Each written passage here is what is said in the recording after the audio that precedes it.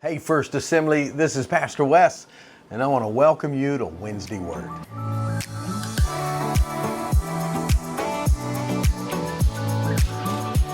Hey, so good to be with you, and we had kind of started a journey on enemies of the heart, and one of the reasons that this is so important is, again, we always go back to the scriptures. They're foundation for everything. Proverbs 4:23 that says everything that we do.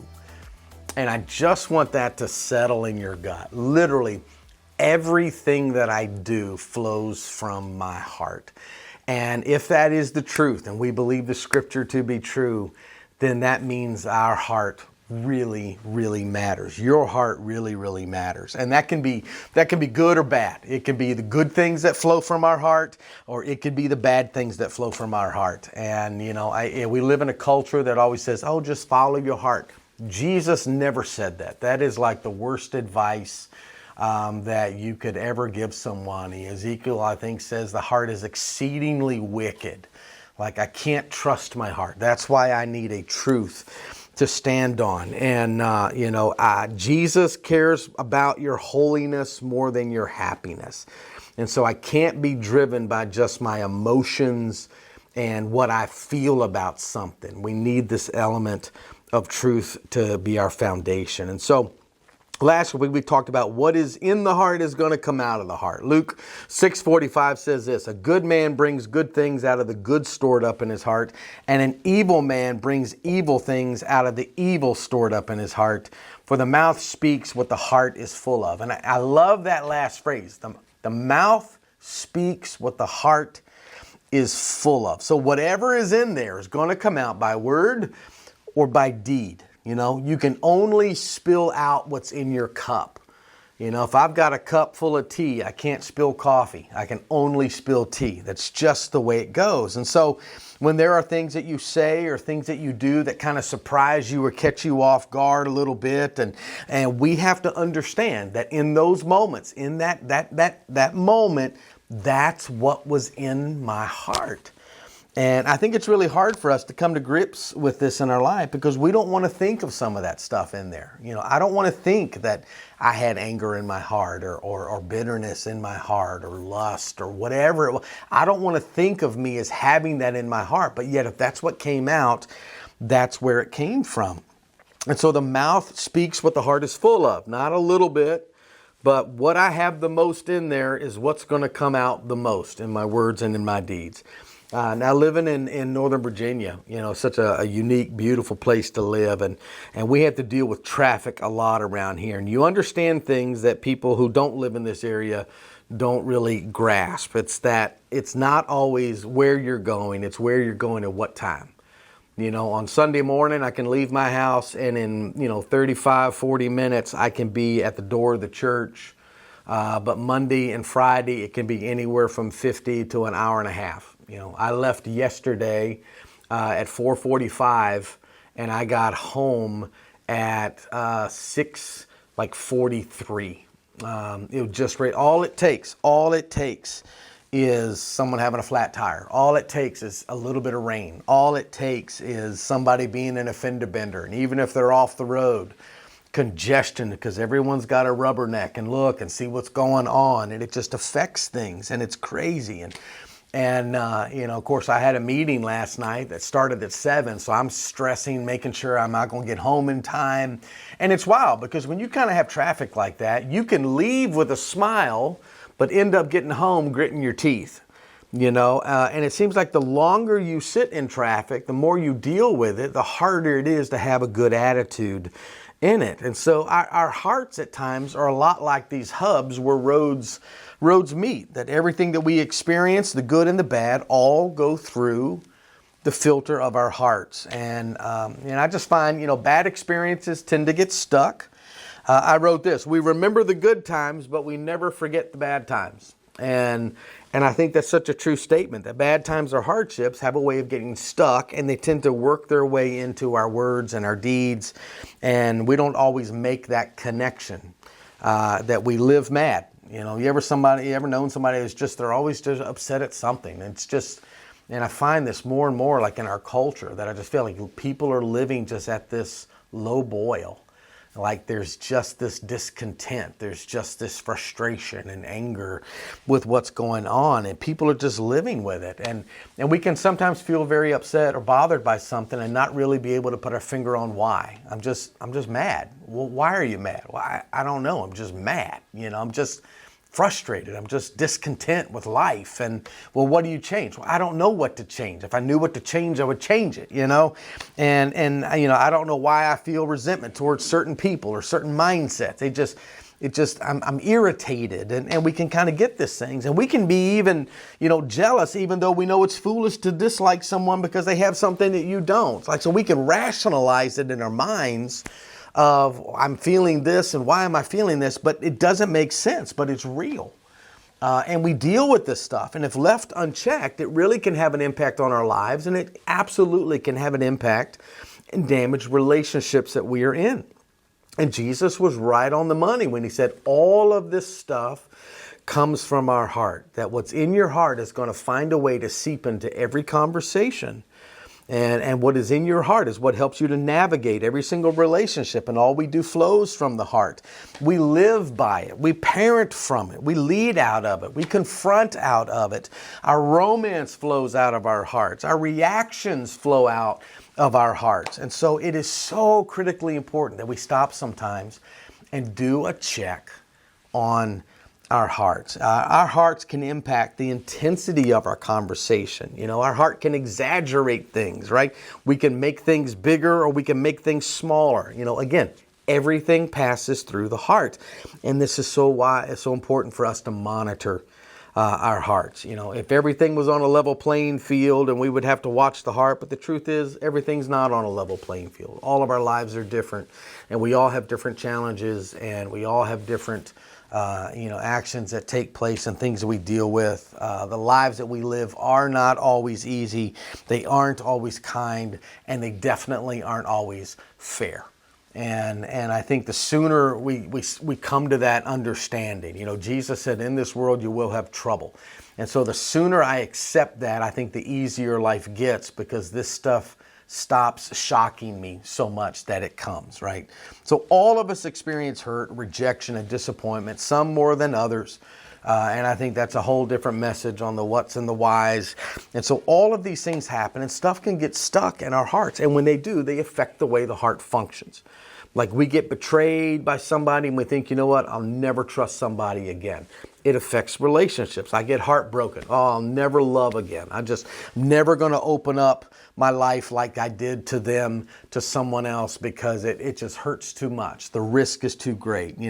People aren't worth the pain. I can deal with loneliness better than I can the pain of rejection or relationships. Or you see someone who's been through some hurt, who's been through some tough seasons, and they're kind of, we say, hard-hearted or closed off, and they've built some walls to kind of keep people at a distance. And so pain causes us to do things differently. Some of our earliest childhood wounds impact our lives, and they come from when we were young. And part of the struggle is that often we weren't mature enough to really handle the moment and know what to do with it. And so it leaves wounds and scars, and that we then carry through our life into other relationships and into our future. We just know I experienced something and it hurt, and I don't want to experience that again. And so we develop coping mechanisms to learn how to avoid those things. The natural response to pain is to stop it from ever happening again, because I don't want to experience it. And I think the same is true for emotional pain. When I'm hurt emotionally, someone hurt my feelings, I just don't ever want to experience that again. And part of the struggle is that when I do get hurt and I don't address it, is that it can get stuck. I grew up, my grandfather used to say, you get stuck in your crawl. I'm not exactly sure what a crawl is, but stuff got stuck there. And, it gets stuck in our heart. It gets lodged in our heart. And so for most of us, when we were first hurt by someone's words, or they were going to be there and they weren't there for us, you felt it and no one was there. So we just kind of carried it around, and we just determined, I'll never have that happen again. I can remember being very young. Our family went on a family vacation to Louisiana to see some family friends, and I was running around with their son, and And I'm from Southern Virginia, man. We grew up, we had patches on our pants and holes in our shirts, man. We were country kids, and I loved it. I loved the life I grew up in. But they were going. They said, "Hey, you want to go down to the country club?" And we went down to the country club, and they're all there in their little white shorts and their Ocean Pacific shirts and things, and I'm there with blue jeans and patches on my knees, and one of them said something about it. Someone was like, "Who's this country bumpkin?" And I can remember, even at a young age, it was the very first time in my life that it ever really thought entered my head of, I'm not as good as them. Like they're better than me. And it's the very first time in my life that I ever remember thinking that. And you're kind of a little embarrassed and ashamed of who you are. And you kind of look down and like, I do have patches on my knees. And my shirt's not an Ocean Pacific shirt and all these things. And I'm sure we all have a story like that. And it's kind of silly, but it wasn't silly then. In those moments, it was like, oh. Eventually, though, thank God, you grow into your head or your feet, and you figure out what to do with your hair, and you grow through the acne stage, and thankfully, praise God for that. But sometimes the scars and the memories are still there. And sometimes it isn't even other people. We can be our own worst enemy. We can be very hard on ourselves and carry things that we don't want anyone to see, and we can build walls and try to keep people at a distance and live very private lives, and these secrets that we carry can stress relationships, and we carry them into relationships. Why? How can I say that? Because whatever's in your heart is going to come out by word or by deed, and it's just really tough. The liar always thinks someone's lying, right? The gossiper always thinks someone is gossiping. And, shame is another thing that can be that can function in a very similar way. That when we carry shame, it finds its way into our words, and it finds its ways into our behaviors. And people that have experienced abuse, it can affect the way that you see yourself and the way that you see relationships and how you engage in relationships. And so, the point, I guess, of it all is this: no one really reaches adulthood without some dings to the heart, without some wounds. It is a part of living in this world, all right? And the choice that you and I have is now, what do I do with them? I don't know if we can avoid having hurts or wounds or struggles. I think what I do with them is incredibly critical. How do I respond to them helps determine the condition of my heart, because I can't control what people say. I can't always control what people do or how they speak. You can't always stop hurtful words, but I can guard my heart. And I think this is why Scripture calls us to do that. We can work at not allowing things to stick. We can work at, I went through something hard, but you know what? My heart is right, and so it doesn't affect the relationship that I'm in now. It doesn't affect the way that I'm a husband to my wife or a father to my children, right? And so I'm not going to take time tonight and try to connect everybody to their inner child and introduce you. We live lives that didn't interact with other people. A lot of this would be irrelevant, but we do. We do life together, and we grow up around other people. And most people want relationship, and most people need community in their lives. And so that's why this matters. Because the heart issue always takes a toll on relationships, because it impacts the individual's ability to initiate and to maintain healthy relationships. Why? Because all of it flows from our hearts. And, in the context of marriage, it can make intimacy difficult to maintain, because intimacy revolves around knowing and being known. And I find people with wounded hearts or secrets don't always want to be known. We're afraid of being discovered. It can be terrifying. They don't always think of it as, I want them to know me. They kind of think of it sometimes as, if they get too close, they'll see. If they get too close, they'll know the stuff that I don't want them to know. And so we keep people at arm's length. But they tend to work at keeping people at a comfortable distance, because if you push too hard, they'll build walls. Or a wounded heart pours out wounded stuff. You get too close to someone, they bite. And so they do that to keep you at a safe distance, because you're the problem. You're getting too close to the part of me I don't want you to know, and I don't want you to see. And so I have to back you up. And so people who carry wounds or secrets tend to hide them for reasons. They don't like the way they look, and they don't like the way they make us feel. And so if anyone reminds me of that or points to that intentionally or unintentionally, man, they reap the consequences of doing that. And it's kind of like, have you ever seen somebody who just overreacted or over-responded to something that you said? Now, you may have a role in that. Maybe you said something, but their reaction came from somewhere deeper. And we've all said, I've said for years, hurt people hurt people. And I genuinely believe that. But I will also say that this is true. Healed people can help heal people. And that is equally true. And that's why all this matters. That if I'm the one living behind a wall and keeping people at a distance, you need to break through in a relationship. And so, the phrase I use a lot is we have to be willing to be a student of ourselves and look at some painful things. And when I'm willing to look at it and engage it, it's always bigger in the dark. And when I bring it to the light, I'm then able to see how can I make some healthy changes to change what's happening in my mind and in my spirit. And I think so often, when you find people who reject God, so often when it's not about a theology. Rarely do people reject God because of a theology. They reject God often because of an experience that they had. They can't get past what happened to them or something that happened to someone that they love. And life has a way of trying to take the legs right out from underneath your faith. When you meet someone who's really down or church on God, it's rarely about theology. Theology isn't what drove them to their theology. There was a thing. There was something they point to, a moment or a pain. And so it takes courage to stop pointing the finger.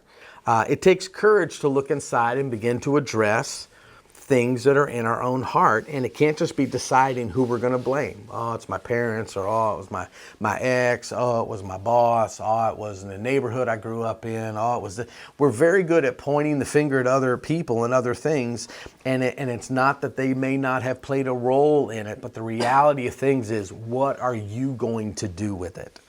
And I understand that when someone hurts you and you're angry, and maybe it happened years ago and you're still angry because it's still wrong. Wrong things don't get more right as time goes on. But the question is, what are you going to do with it? Because if you don't address it, the anger is going to stay in your heart and it's going to sit there. And it will find a way into your words and into your hands and into your behaviors. The truth of the matter is this, and if there's only one thing you write down from this time tonight, this is what I want you to write down. If blaming other people healed us, we would all be healed. All right? If blaming other people healed us, we would all be healed. It's not about blaming the person. It's, I need my heart to be changed. And so what do you do when what do you think we should do when we're done being sad or angry?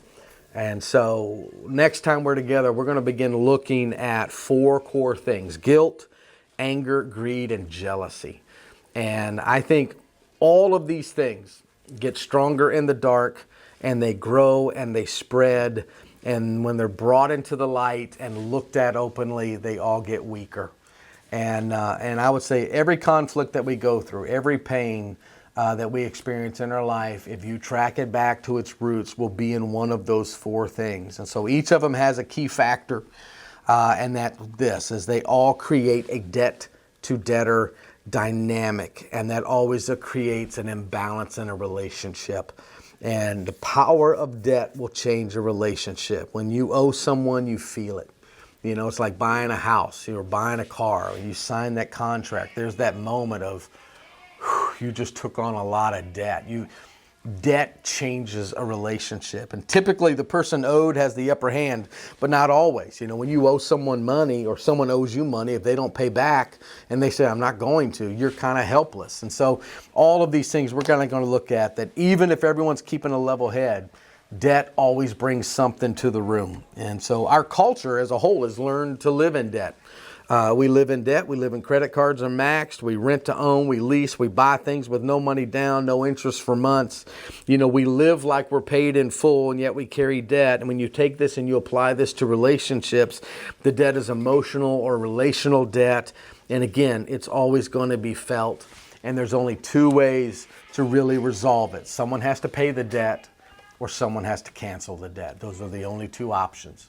If you want to have health and you want to have balance and you want to have togetherness and a good, strong relationship, even with us and God or you and somebody else, the debt has to be paid or the debt has to be canceled.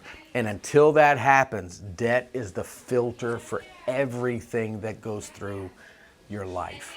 And so this is going to be a great study. I know you're going to love it. I want to encourage you to kind of come back and we're going to be engaged in these things. So I want to leave you with a couple of thoughts. Who owes you? Like, who in your life owes you a debt? Maybe it's a tangible debt. Maybe it's an emotional debt. Who owes you? Who has made you feel unappreciated?